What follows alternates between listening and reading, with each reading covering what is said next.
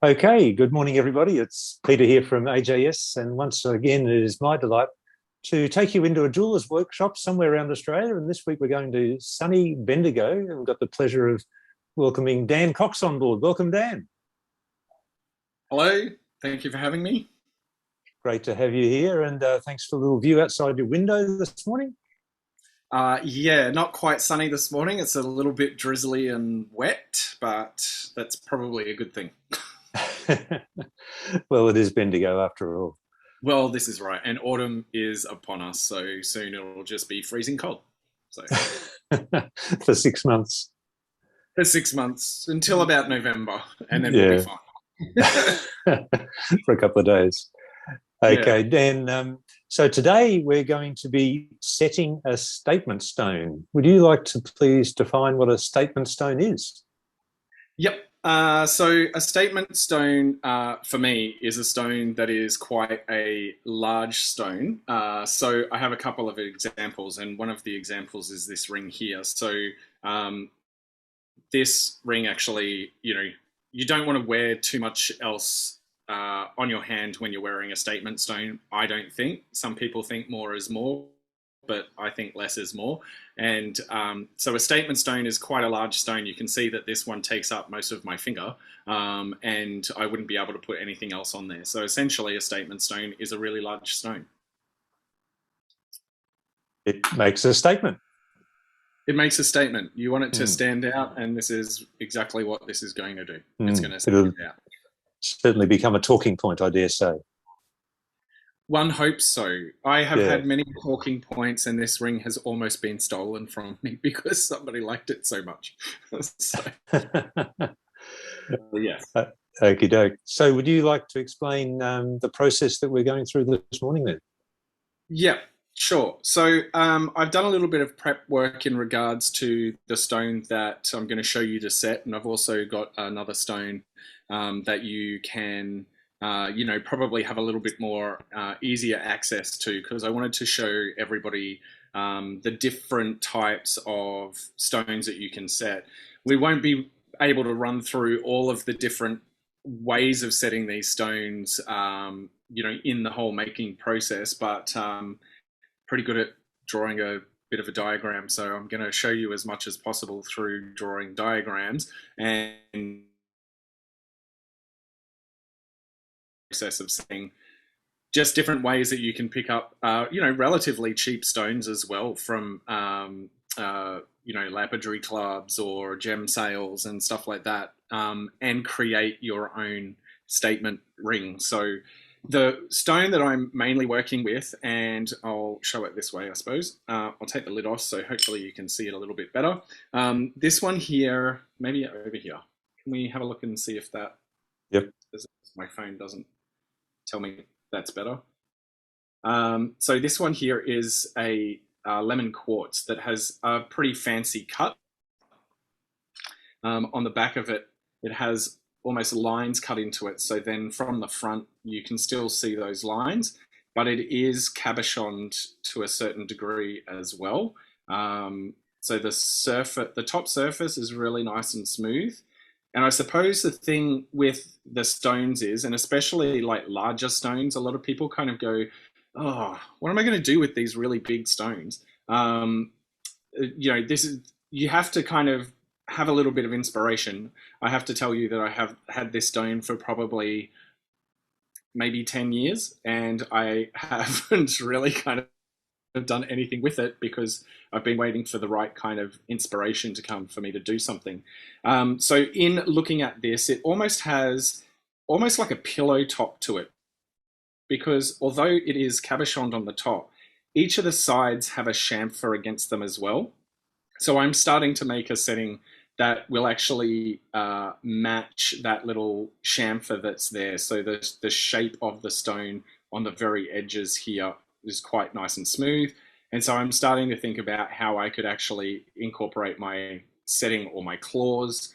And I'm going to show you a couple of different ways of doing claws, like claws as in traditional way and claws as in using some, probably different material in a non-conventional way to create a setting for that. I want to show you a little bit of frame making in this process as well. So how to actually get your angles right and what you need to look out for in regards to that. And then I also have this stone here, and these are one of the cheaper stones that you can get. So you can pick these up from, it's just a cabochon. So if you're a lapidary club person, you can pick them up at gem sales or lapidary clubs, or AJS sells cabochons. There's a whole bunch of people that sell cabochons. So if you find one, then that speaks to you, and you want to be able to set that in a ring without necessarily having to use a whole lot of silver sheet and a whole lot of silver wire to try and set it. You can actually create a frame that and use some bezel wire or some sterling silver wire, like rectangular wire, and create a setting for that stone. And then that can also become a nice little statement. Well, a nice little big, little big statement ring kind of thing. So the first thing that you will probably want to do out of your creation is kind of like, you do a little bit of an idea. You have to get a little bit of an idea as to what to do with your gem. So as I said, this particular gem has taken me probably 10 years to finally get some inspiration as to what I want to do with this. Any of these fancy stones, I've usually just kept for myself rather than making them into pieces and then letting them go. Hence, this one here, you can see that it's quite a beautiful stone, even though it doesn't cost much. A friend gave it to me, so I don't part with this thing. This is my baby. But it is, a nice statement piece. Whenever I wear this, it always gets a compliment, because it's such a big ring as well that people just don't expect a guy to be wearing such a large piece, and then they're like, wow, that's amazing. So these bigger stones, work really, really well if you want to kind of like peacock every now and then. So what I've already done is I've made a base ring, and what you might want to consider with the larger stones is making a ring that is either split like this, so that you have two arms for the setting to rest on, or a way of being able to reinforce the setting. Because as you can see with this particular ring, I've incorporated the setting into the actual ring, so it is stabilized when I wear it. It doesn't rock any which way, and it all becomes a part of the ring. It's not like an afterthought where the setting is made and then it gets put on, and how do you incorporate that all together? That's something that I always consider when I make, is how is this all going to come together? So this one here is done with claws, and they are done around the stone so that they're protecting the corners of the stone. So they're not directly on top of the corners, they're on either side of the corners, and hopefully you can see that. So Dan, just while we're on that stone, the pattern within it, is that a natural occurring pattern, or what's the story there? Yeah, so completely natural. This is why when this stone was presented to me as an option to buy, I was like, absolutely. So it you get things like moss agate and dendritic opal and quartz that also has like a dendrite through it, and that creates this pattern. So it's a naturally forming pattern when the stone is actually forming. So they come in random, random patterns. It was just totally by chance that this particular stone was a tree kind of shape and worked really, really well for what I like, because I am, thoroughly interested in Asian culture, and it looked like a tree from a Chinese painting for me. And I actually have a tree tattooed on my arm, which is very similar to that tree. So I was like, I've got to have that. That's mine. Moving No, on well to done. everybody else. It's not going anywhere. So that's so you can get, if you, like most people, I think would probably look at a stone like this and then they'd go, oh, well, I'll set it into a pendant because it's too big to wear as a ring. But I disagree with that. I think you can wear it quite easily as a ring and make it a bit of a statement. And I mean, they're not, statement rings aren't exactly the most practical. So these aren't everyday wears. I mean, depends on what you do, but they're not everyday wears as far as I'm concerned. I only wear them when we're going out and pretty much when I don't have to stick my hand in my pocket to get my wallet out because, it's quite a big ring and I can't, get in there. So these are more dress rings, I suppose, what would be classified as dress rings. So nice big statements that, you want to kind of show off a little bit with. So that's a claw, and I'm going to show you a little bit about the claws as well. As I said, I started making a bit of a setting for this lemon quartz. So this is going to be the base ring that it's going to go on. And then I've started to think about how I wanted to actually make the setting for this.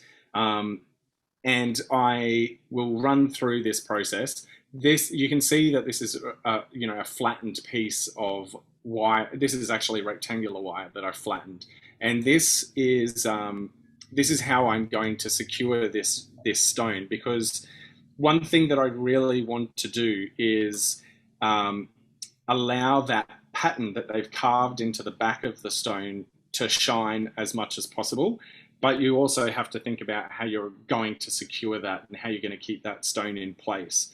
I will do more to this ring after this demonstration, and I'll send you a photo, I suppose, Peter, or put it up into the video when it's done. That'd be great. Yeah. So Dan, I'll just invite you just to move your camera up a bit so we can see a bit of your face. That'd be handy.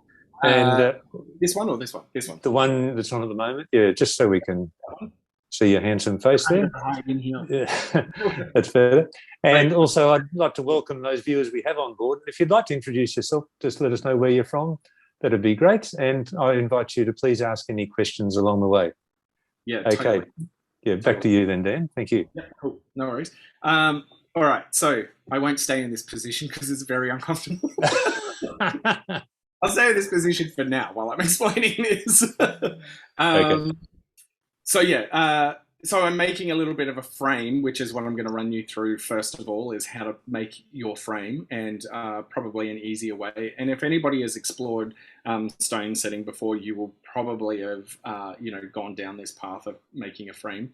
But as I was saying, these are sterling silver rectangular wire, and these are going to be shaped so that they match the arc at the end of the stone and will hold the stone in place. But after this demonstration, I will actually pull this apart so that I can, embellish it a little bit more, because I'm thinking my inspiration for this is like 1920s Art Deco with, I'm seeing palm trees and blah, blah, blah. So this shape is to mimic that fan-like shape of a palm tree, but I would like to add smaller detail down at the bottom here. So that clearly is, difficult to explain and show in an hour, given that even just the prep work, took about 3 hours to do. So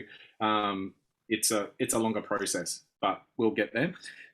With this particular one, this is frame making as well, but I'm using some of either rectangular wire, which is quite thin rectangular wire, and or you can use bezel wire, but I would recommend that with this you start to explore using some rectangular wire that is nice and hard. The whole idea is not to have the stone fall out. So if you can set your stone in here so that it is nicely secured, and you're looking for particular things here where you're going past the apex of the stone, so you're kind of like, you've got enough material there that's going to be able to hold the stone in place. It's not going to slip out of the end. There's some little tips in there. You also want to use, with any of your frame making, depending on the size of your stone, there's no point in using really thin material to try and create a frame, because you've got to think about the pressure that you're going to be putting on that frame when you're doing your setting. So even with claws, if you're pushing and your frame is quite thin, then your whole frame will buckle, and you'll just need to start again, essentially. So with your frame, make sure that you've got some thick material. I would probably go roughly around about a mil, 1.2 mil would be kind of like my minimum for the frame, and then the claws and everything that go on it are going to be finer than that. So you've got a little bit of strength. If not, then come up with the design where you can actually brace all of your frames so that it isn't going to warp when you push that around. And what I have said to students in the past is, think of a design that you want to put in there. So it can be a whole bunch of different jump rings that you put in there. I've had students do that before. Or you can actually go through the process of designing something out of your wire, as long as you've got points of contact where it's going to brace your frame. I hope that makes sense to everybody. Indeed. Yell out if it doesn't. Okay, so how do you actually go about making a frame? So even with all of these gems, so I've got almost like a square gem here, and I've got a round gem here. Whatever you're using, if you're using some rectangular wire or square wire, so this is some square wire that I've got here, but mainly I use different types of rectangular wire to make my frame, because I'm trying to get a little bit of elevation as well. So let me just squeeze. Yep, that's it. All right. So before I start, I want to make sure that the end of my wire is nice and square, flat. So I'm just going to file that down. Make sure you're nice and square.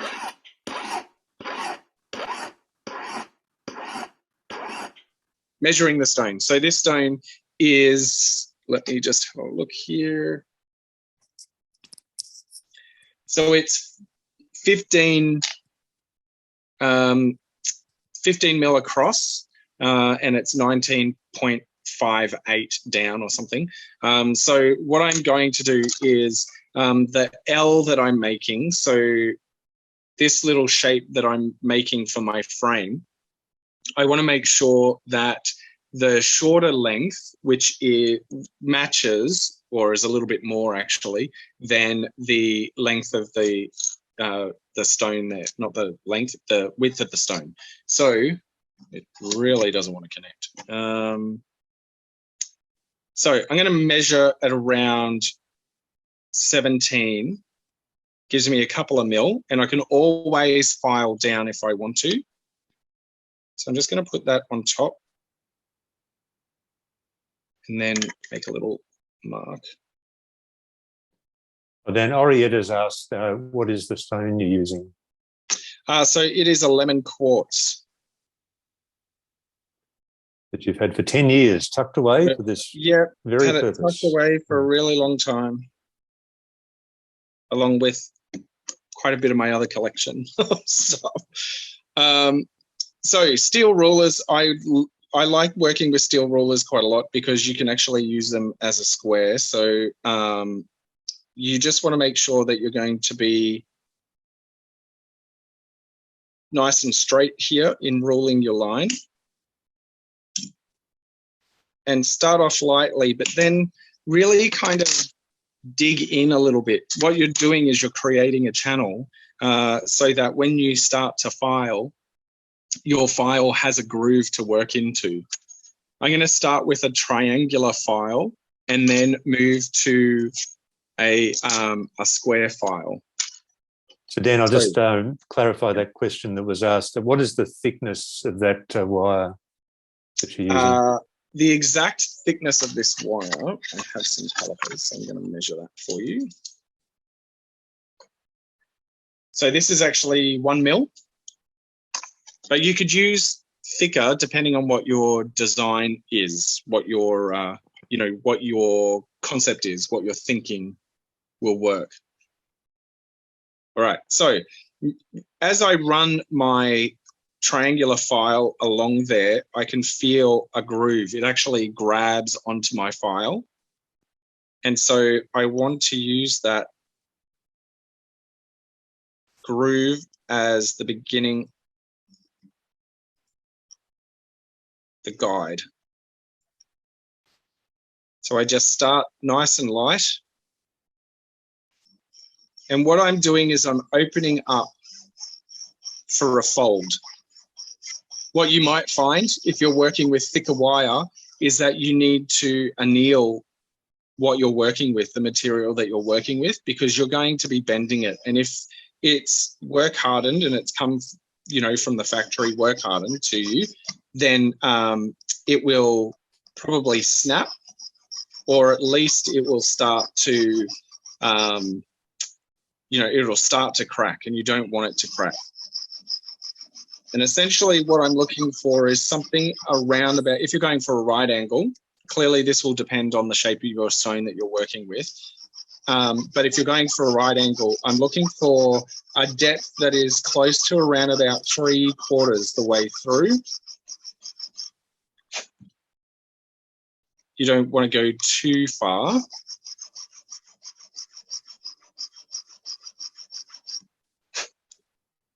And so at this point, let me move you back a little bit and I can show you what I'm talking about. That says it's connecting, but it's really not connecting. It's lying to me. So if this is the piece of wire that I'm working with, essentially what I want to do is I want to create a groove into that with my triangular file, which will probably look a little bit more. So it'll probably look a little bit more like that. And then I'm going to come in with a square file and it'll open that up a little bit more. But I don't want to extend the depth with the square file when I come in, because that will get it closer to a breaking point down here, and we don't want that.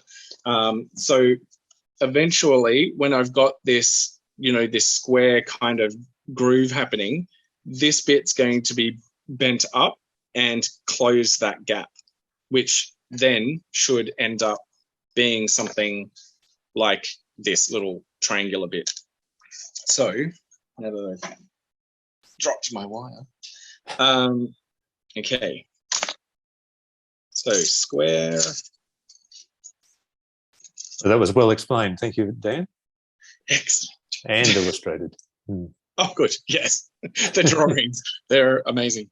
So going in with a square file, as I said, I don't want to go further down, but I just want to open up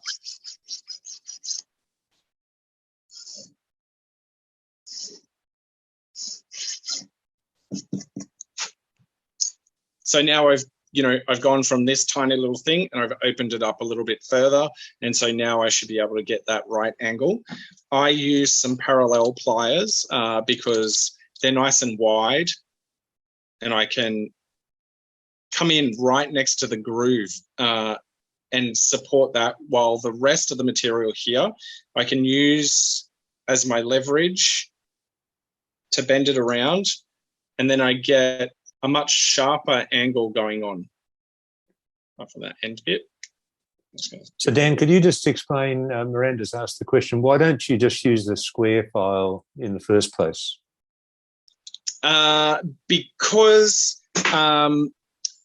Well, one of the ways I was taught was that you slowly build out. If you go straight to a square file, a square file is pretty good for a right angle, but if you're not doing a right angle and you're doing something, if you've hand cut a stone or you've got a stone that isn't necessarily 100% square, then if you go for a square file straight away, you're trying to remove a big bulk of material, and there's every opportunity for there to be a little overextension of where you should have gone to. So for me, I've always been taught, even to the point of using a saw blade. So you use a saw blade to open up or start to create your groove, and then you go to a triangular file, and then you go to a square file, and it's just a process that I've always done, and I find that it works because one is guiding the next one that's coming along. So it's like sanding, I suppose, for me, where you start at a 400 and you build up to a 1200. Essentially, you're using the scribe as a bit of a groove, and then you can use your blade to kind of open that up a little bit, and then that gives you a proper guide for the next one. So depending on the angle that you're wanting to create, you don't necessarily want to start with a square straight away. Does that make sense? It does indeed. Yep. No, thank you very much for the question, Miranda, and well answered. Thank you, Ben. Thank you. Thank you. Thank you, Batsman. Thank you, ball boy.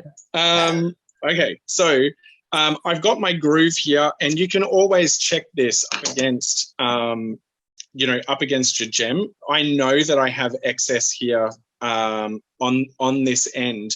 When I lay my gem down and I put my gem on top and hold it there, if I was making something where I wanted the gem to sit in there, then, this would be ideal almost. There's a little bit of excess there, but that's not too bad to just kind of like grind down. But I don't want it to sit inside. I want it to sit outside. So I want it to sit on top of. But in the meantime, what I'll do is I'll snip that off and give myself enough excess on the other side. There is a lot of backwards and forwards, but you want to make sure that you've always got enough of your excess that you can take off, rather than finding out that you've cut everything and then gone, oh, wait a minute, it's too short, I'm going to have to cut another one. So I've got that little bit there sitting there. I'm going to quickly do the other one so that, once again, filing down. It's a horrible noise. Let's try a little rougher.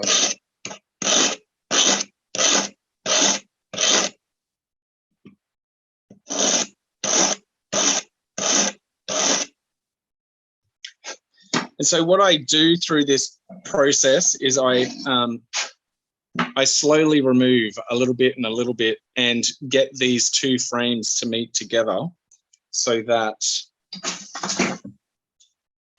the stone sits right on top. And from making two L shapes, it'll make it much easier for you, rather than trying to go along and going, okay, so I need to measure 15 mil and I need to cut a little bit outside of that, because you've got, you've got to take out material as well. So if you were to measure exactly the width and the length of the stone, and you went along and you went, I'll make a mark there, I'll make a mark there, and I'll make a mark there. When you actually come in and you groove it and then you bring it in, you may find that it is slightly too narrow for you. Once again, depending on your application, if you're wanting to have your frame sitting on the outside of the stone or the inside of the stone. For me, as I was saying, I want it to be underneath my stone. Use my ruler as a straight edge. So Dan, Deborah has just asked what the gauge of your wire is, which it's 1 mil thick. What's the width of the wire? The width of the wire, I'll give you, it should be 5 mil. I normally go for that. Be surprising if it's not.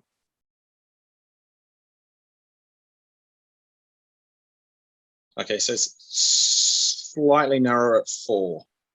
So 1 mil by 4 mil. So thank you. the width of your wire is going to become the height of your setting. So for instance, I also have, I have this wire as well. So this is quite a wider wire. So this is probably far greater. So this is a 1.2 and its width is a 6.5. So depending on your application and depending on, the size of your gem that you're working with, the design that you're working with, will depend on, what kind of rectangular wire or square wire you want to work with as well. So you can use this for square wire, you can, with square wire or rectangular wire, it won't really kind of matter, depending on what you want as a design. Now, triangular file again, making sure I've got enough of a groove. The reason why I want that groove is so that this doesn't slide all over the place and you end up with this really ugly mess. You want to kind of be quite defined. You can even use your finger as a guide if you want. But if you have scribed that quite deeply, you will end up having a nice little groove to be able to work to. So if I just use my triangular file and I didn't go in with my square file, my angle wouldn't be as tight as I need it. And I'd probably end up with something that was looking more like an L shape out like that, rather than something which is going to be a nice square corner. Double check my depth.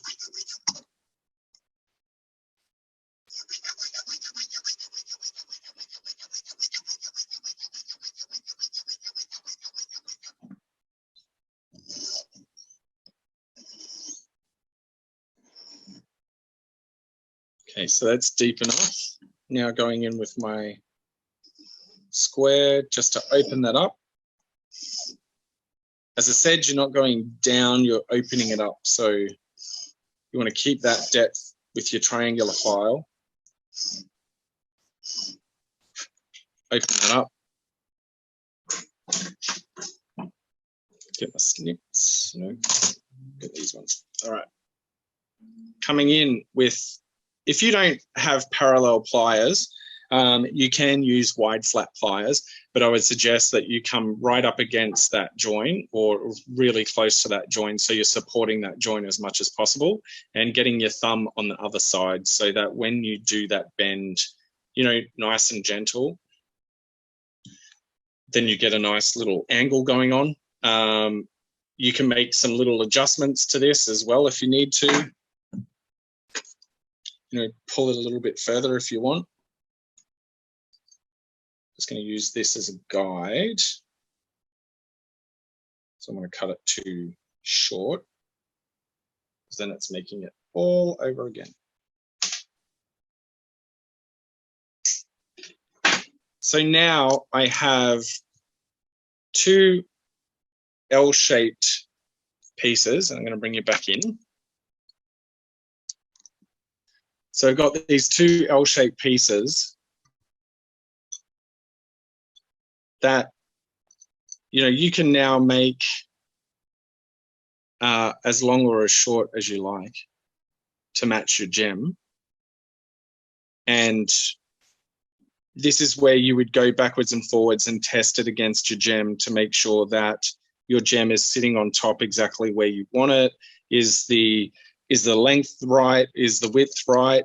I want this to actually sit this way, so I would have to come in and adjust my width, so make my width a little bit shorter, and work down slowly so that, and test this against your gem as well.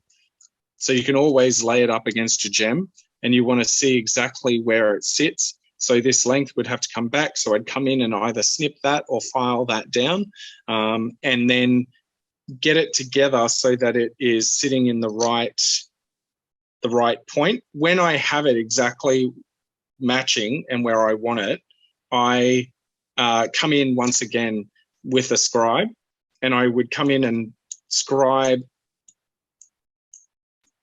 on the outside where I want the frame to sit at the point of soldering. When I'm soldering, I want to solder each point, even these ones that I've bent. So those ones that are bent there, I would be soldering with hard solder, as well as where they're going to interconnect. Then I would worry about cutting off the excess. Don't cut off the excess first, because if you make a miscalculation, and it does happen, if you make a miscalculation, what you'll end up doing is making it too short, and you don't want it to be too short. So always cut it post soldering, and then you can file it and shape it and get it matching perfectly. Does that make sense? It does indeed. Now, Renee has just asked, is there a replay? Because she missed the beginning. So yes, Renee, you'll be able to see this on Facebook after, and it's also published on the AJS YouTube channel and also on our website. Dun, dun, dun. I'm everywhere. And Instagram, I should say. Oh, and Instagram. Wow. Yeah. Okay, so let me show you. So this one here, as I said, this frame here, I'm trying to get it so that you can probably see it against a darker background. So this frame here is the one that I have made for this gem. So it was exactly the same process of getting the two L's and getting them to be at the right lengths so that I could then, have the stone sit on top of that. So hopefully that all makes sense to everybody. And this is clearly prior to soldering anything else on there. And that's all done in hard solder in one sitting. Now I'm going to pop you in there. And now, so claws, once you've got that frame made, you can decide whether or not you want to do claws, or if you wanted to do tabs, or if you wanted to, do, if it's a oval stone or a round stone, if you wanted to do like a half bezel kind of thing, which is exactly what this is. This is a half bezel setting. And so you can decide where you want to actually, put all of that, depending on the shape of the stone. So as I was saying, you could even get some rough cut stone. And if that's something that you wanted to set, then it's working out the points where your stone isn't going to slip out. And sometimes with the bigger stones, you need to put a little bit of thought and process into that, because sometimes 4 claws just doesn't cut it. You need a little bit more than that, because otherwise it's just going to be a little bit of a problem. You'll find that you won't have the gem after a bit. So with this one, as I said, I've put little tabs on here that I made out of rectangular wire so that they're more fan shape to match the gem that I've got in there. So let me just show you. Do people want me to go through actually attaching the frame together? Or is that something that everybody has a good concept of? Because I can go through that if you want. Otherwise, I can move on to construction.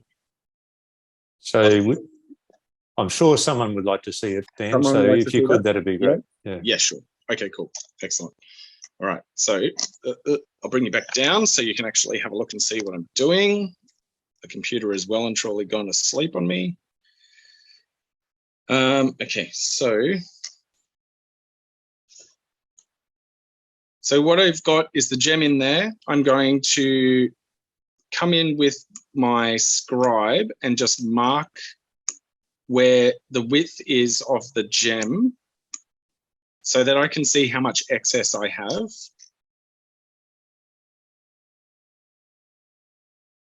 Make sure it sits nice and straight.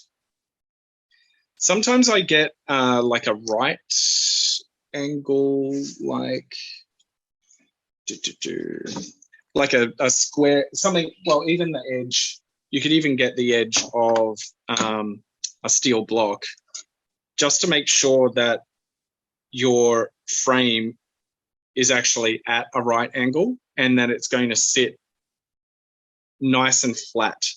You know, if you're trying to keep it nice and angled all the time and not, you know, wobbly or anything like that, then use something which has a really nice square edge to it, and you can match it up against that.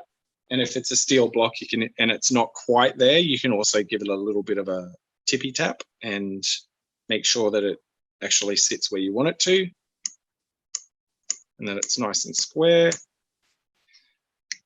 All right, so I have a little bit of excess there that I need to get rid of.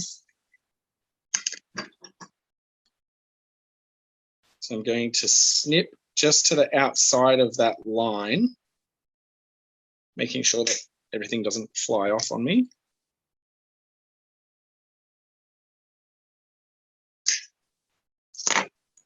Get my gem out of the way.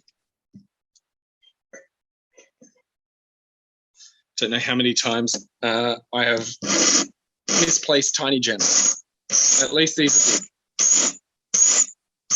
So filing and double checking that line all the time.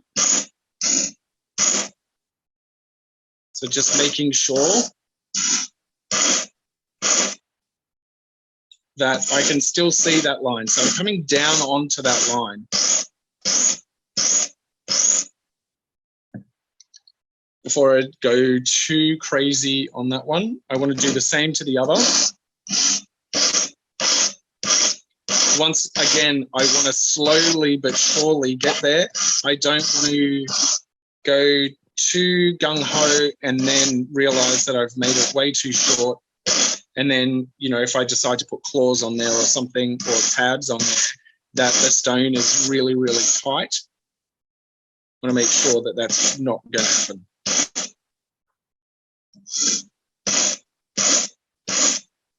And essentially your setting sits separately, you know, to your ring. So everything that you do with your setting, you're trying to do in hards and mediums in regards to your solder.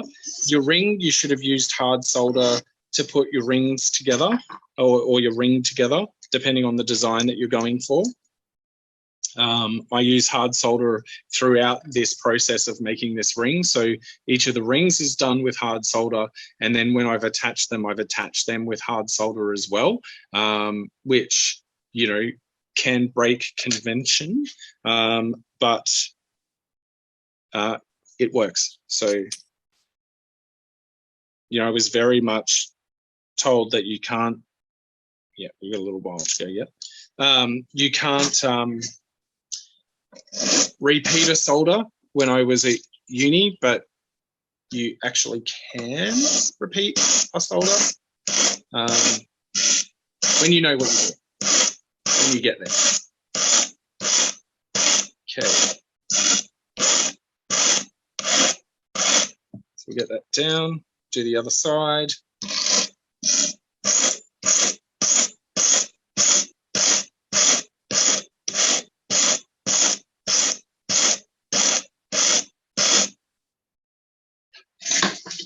So there's a lot of back and forth. You don't want to rush this. You know, you're trying to make it just the once. Probably want that to come in just a little bit more.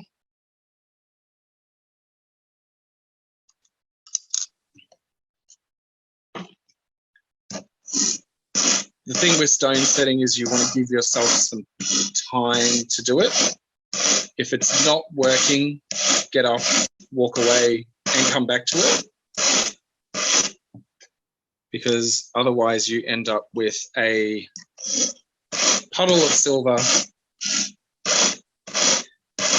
and a large glass of wine.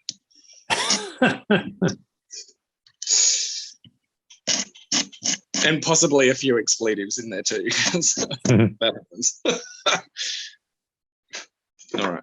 So I try and get rid of burrs out of the way so that then I can I know everything is sitting up against each other. This one needs a little bit more off it because it's not sitting right.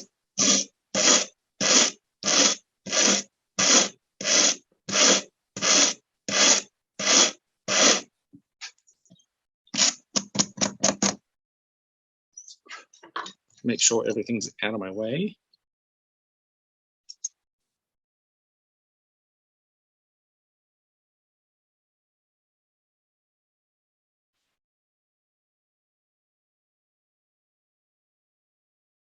Okay.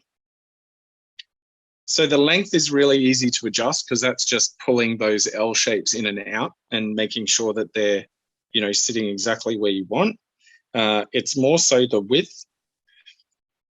And this is pretty close. There's just a smidge more.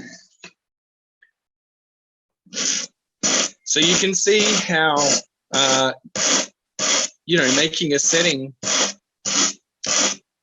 can be quite a time-consuming process. Get rid of the bear on that in a minute.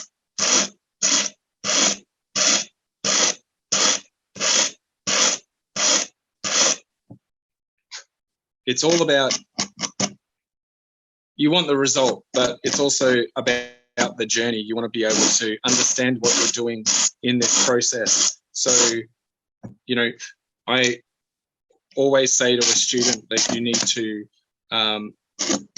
if you need to fail to understand where you've gone wrong. So you just have to kind of go through it little bit by little bit and then understand what your next move is going to be so that you've got it in hand. There we go, that's better.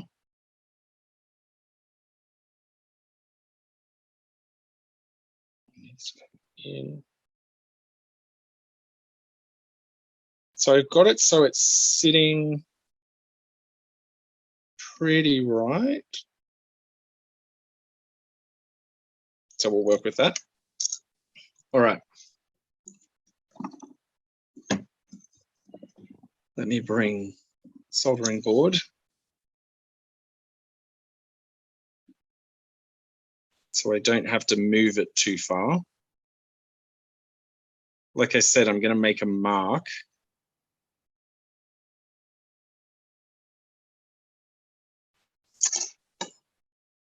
Get my scribe and I'm marking it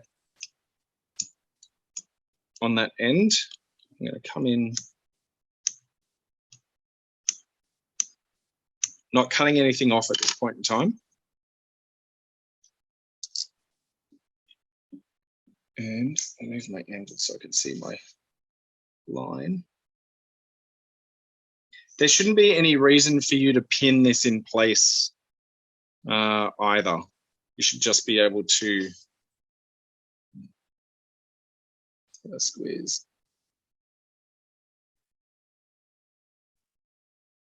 Should be able to eyeball it. And if you need, oops.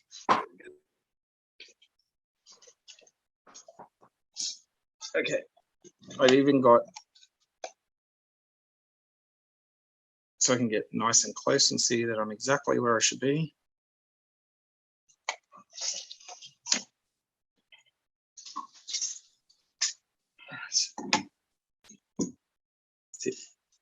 Okay, so a little bit of flux. It's exactly where I need it to be.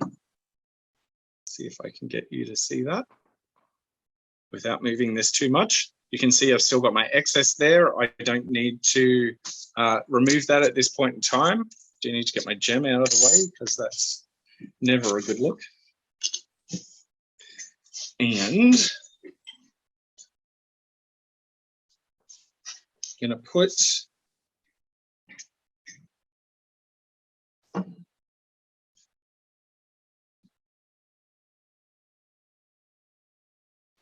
little bit of flux.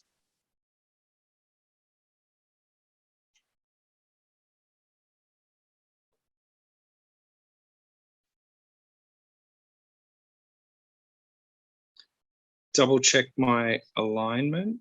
I can see my line there, so Pretty happy with that.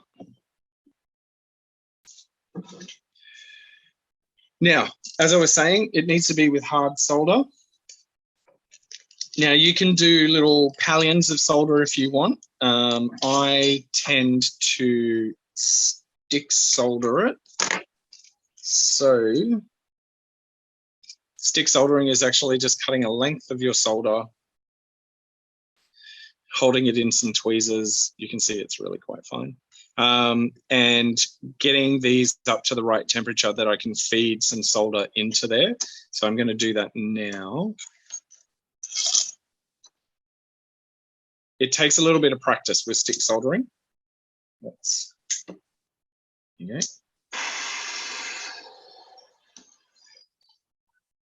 And a little bit of flux on the stick as well. So a little bit of generalized heat.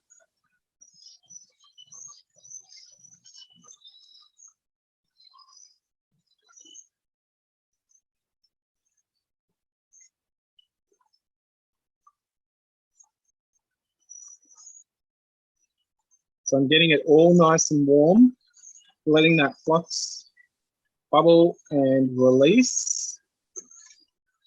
So when I want to do a corner, I'm going to focus on that corner. Every now and then I bring my stick in. And I'm doing a little dab. On these bits here, I want to drag the solder through that join to make sure that it's joined and that's nice and filled. So I'm going to come on the inside, give it a little bit of generalized heat. My flame is playing right into that join. Just building it up to the right amount of heat. I don't keep my stick there because you'll find that you'll heat the stick of solder too quickly. A little bit of dab there. Now I'm just going to move this around so that the angle is right for me. I normally operate on a Lazy Susan. So I have a Lazy Susan with a soldering pad on there and then soldering bricks on top of that. And that allows me to spin things around to the right angle. I recommend going to IKEA for those because they're nice and cheap. And you're probably going to burn it anyway, so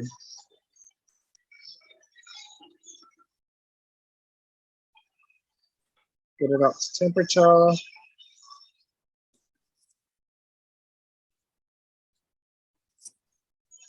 right. Here we have it. So super hot. Quench that. I'm just going to very quickly put that into the pickle.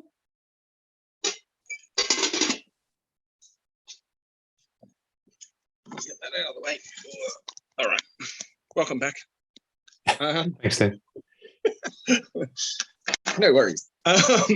All right. So in the meantime, while we've got that in the pickle, I want to run through this type of setting for you so that you can, get an idea when you've got something like a cabochon stone, because I think a cabochon stone is probably a really good, cheap, easy stone for you to practice on before you get into the fancier ones.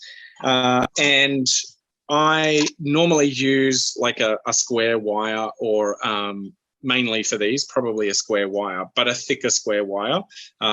This one is probably right on the verge of being a little bit too thin. And the square wire that I've got is 1.5. So once again, depending on your application, 1.5 would work really well for a pendant. It does work for a ring as well. But as I was saying, you need to brace it. It won't work just by itself. It needs to be braced. The thicker material that you're using for the walls of this setting, you will want a stronger square wire.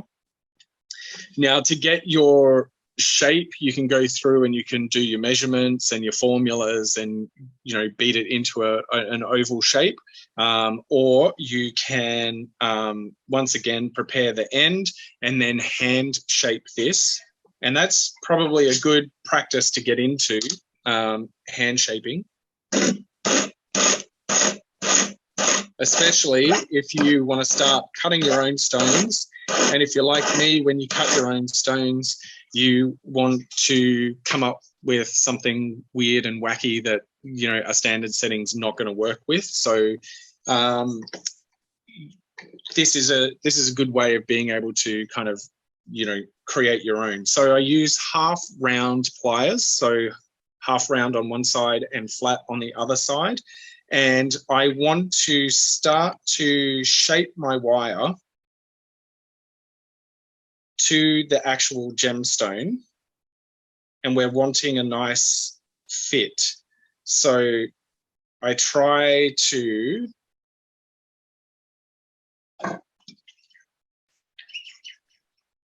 get it so that I am matching the stone exactly. It needs to sit exactly against the gemstone.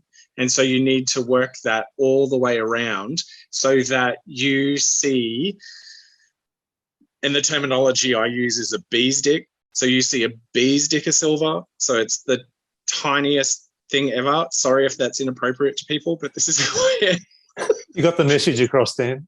I got the message across. Good. Excellent. Awesome. These videos come with an R rating. So you want to be able to match all the way around, but so that you can see just a slither of that silver all the way around. That way, when you actually get to put your gem into your setting, what you're looking for is no wiggle in your setting. You want it to be a nice tight fit, because when you're going to push over your gem, like the material to hold your gem in place, you want it to hug, and it's got to be not like a nice warm hug. Otherwise, you're going to be in for a whole world of hurt, essentially. And this isn't the exact gem, but we're going to make this work. So I'm going to use a pusher.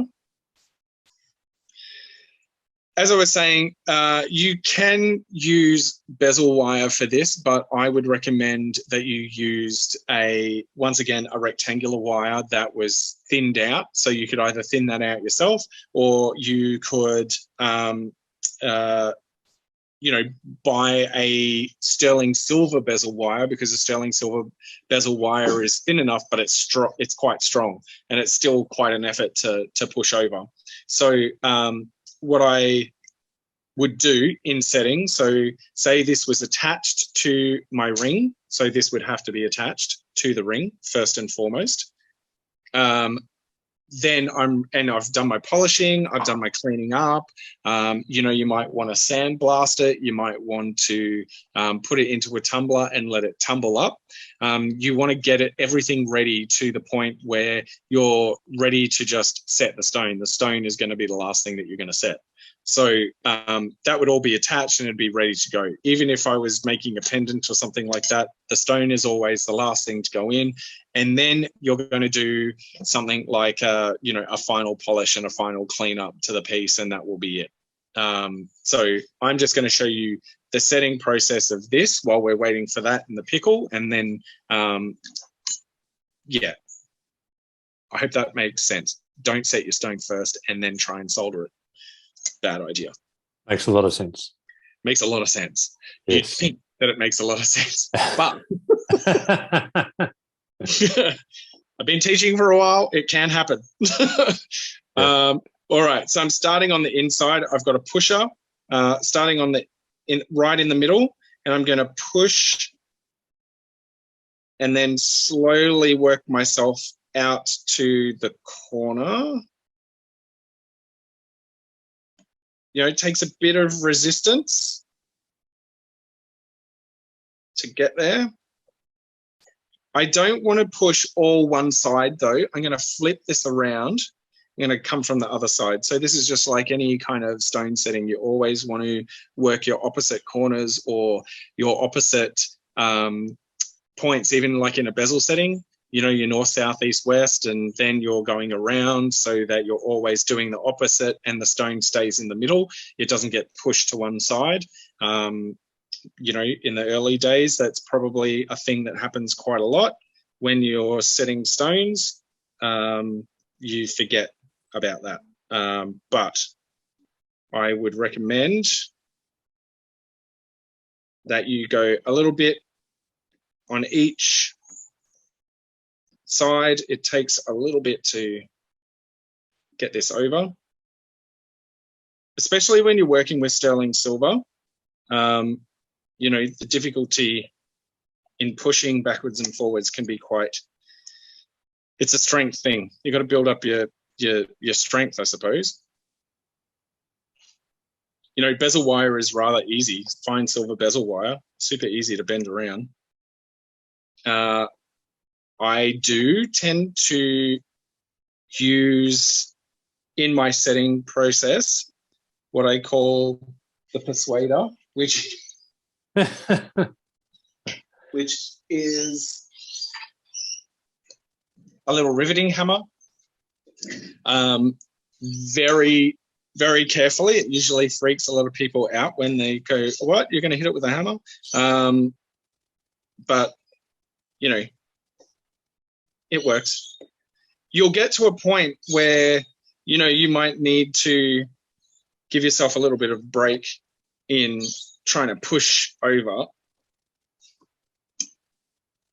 But it's getting there. It's not tight, but it's getting there. The stone doesn't fall out, which is a bonus. But can you hear that?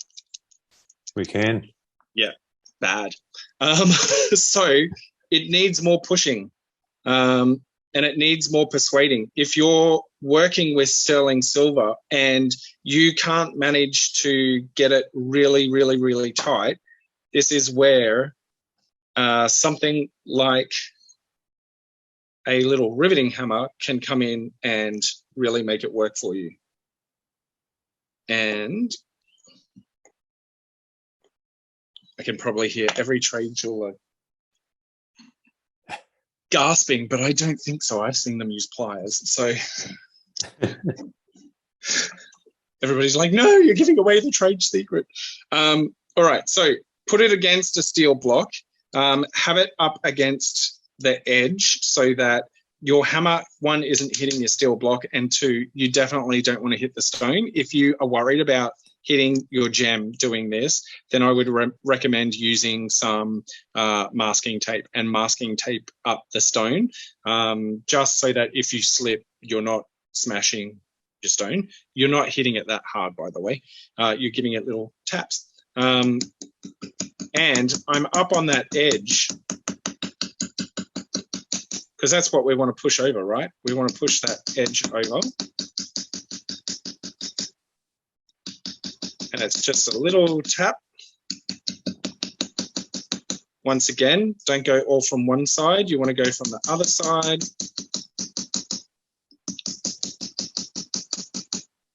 I'm making sure that it's off the edge so I'm not hitting the hammer against the steel block. But it's also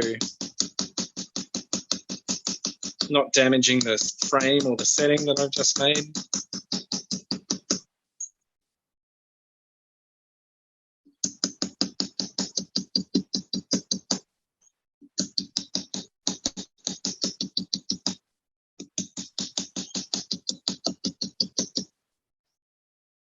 Come back from the other side.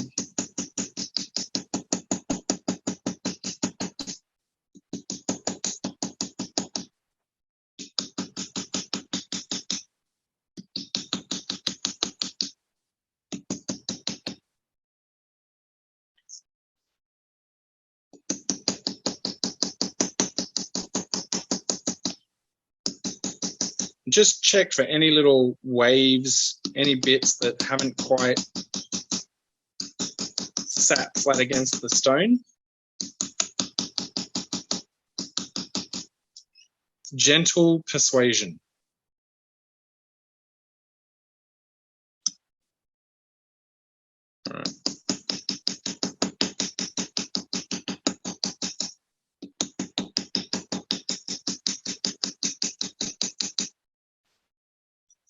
double check the hardness of your stone when you're doing this. This particular stone was sold at the Hong Kong Gem Fair as a chrysocolla, when it's really just a man-made stone. You know, a whole bunch of gem stones or semi-precious or just like rock glued together, as we have discovered. But when we bought it, it was sold as chrysocolla. So there's really not knowing when they're man-made, you know, what their hardness is. But I kind of think through industrial process, they've probably made it quite hard. So you get it tighter and tighter and tighter, and then you want to make sure that there's no rattle. So you double check. If you need to, you go back. And then here is where you come in and you clean up that edge, so that you've got a nice smooth edge. Once again, if you're worried about damaging the gemstone, you want to make sure that you put a little bit of masking tape on it, and then give it an emery and give it a polish up. So I'm going to get the... Is that one still rattling, Dan? I've got a little bit, but I want to get the other thing out because I'm not sure how much time we've got. We're pretty well up. We're pretty well up. No! But it's riveting stuff. So it's riveting stuff. I hope you're learning. Yeah. Okay, so do you think we've got 5 seconds? Yeah, we have. Yeah. Okay, good. Let me just get this out and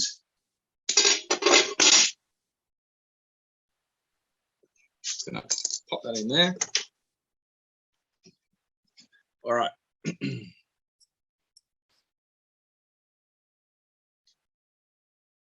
So I can show you an easy way of doing claws. And if you've got a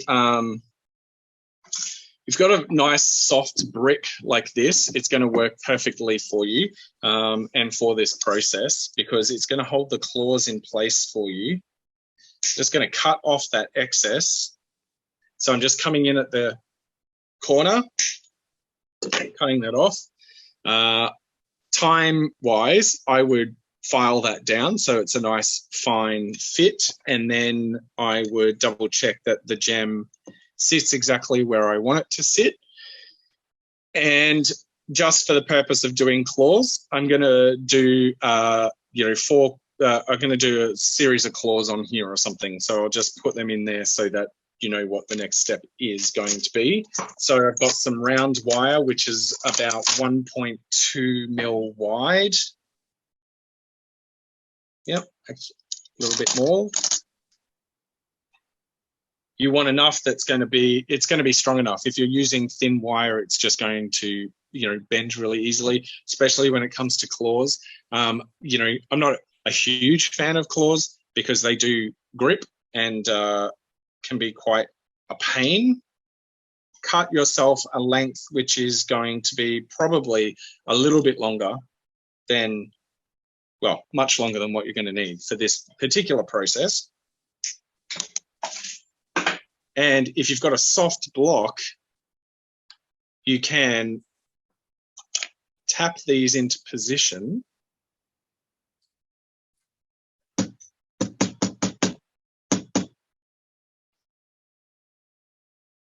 If you wanted to, you could create little grooves into your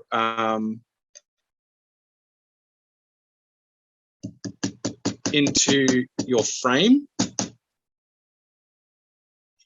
I hear the clitter clatter of a dog. Sprocket always makes an appearance. We can't have Dan without Sprocket. This is it. Yeah.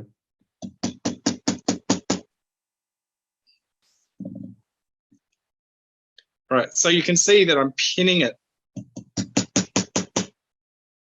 I've pinned those into position. So let's see, if I turn that off, you might be able to see it a little bit better. Okay, so pinned into position. So then it's a matter of fluxing and soldering that into position again.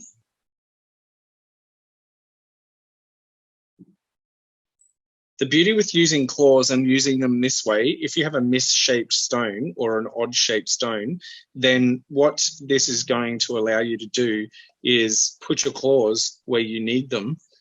You're not restricted by 4 claws. It's up to your design. You can do whatever you want. You can put 20 claws on there if you really wanted to. It's totally up to you. All right, torch. We got that. So you want to drop down to a medium solder. And you can stick solder this, or you can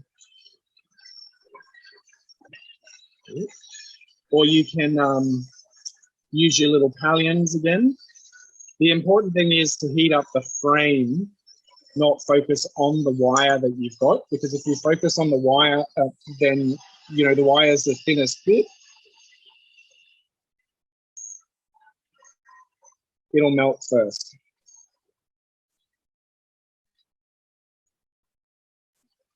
I'll leave some of that behind.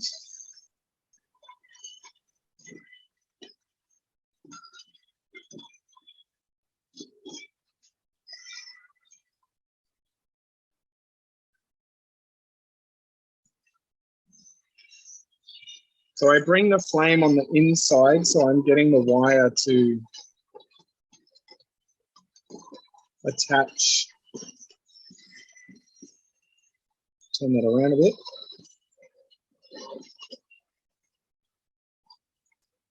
I'm going to see that flow. Very carefully. Might even cool that off a little bit on the brick.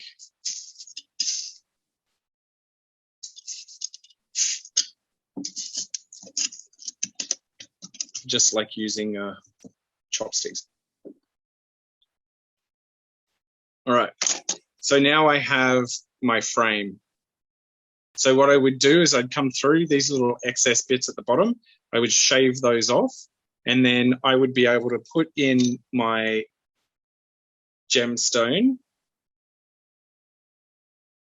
My gemstone sits in there, and then at the right point, so I want it to be over the apex of the stone. At the right point, I come in, cut that off.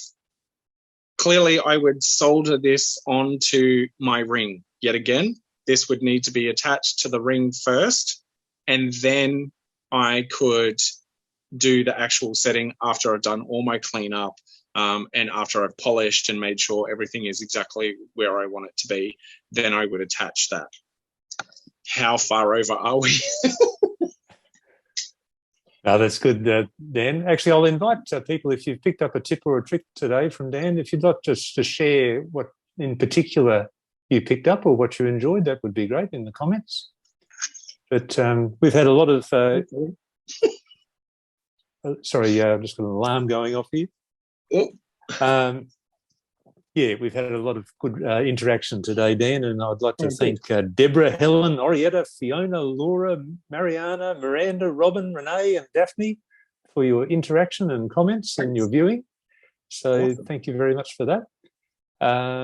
And I assume we'll be back in the near future, Dan, to continue the adventures of Dan Cox in Bendigo in his jeweler studio. I know, Sprocket came in and didn't even say hello to you guys. What's going on? Dear. Well, we'll make sure he gets front and centre next time, Dan. Yes. Yeah, absolutely. Absolutely. If anybody has any questions about stuff, because I've had people contact me post videos in regards to like burrs and different things, you can reach me on Facebook, either at Dan Cox Art Studio is probably the best one, or Instagram as well, which is Dan Cox Artist. No worries. Studio. And I've got all your socials in the comments there as well, Dan, cool. So that's great. Yeah. Totally. Just excellent. It's very difficult trying to fit this in. Thanks, everybody. You've done really well. And it's great viewing for everybody. So thanks, Dan, for your contribution. Thanks, everybody, for tuning in. And we'll see you again real soon. Thanks. See you, Dan. See ya.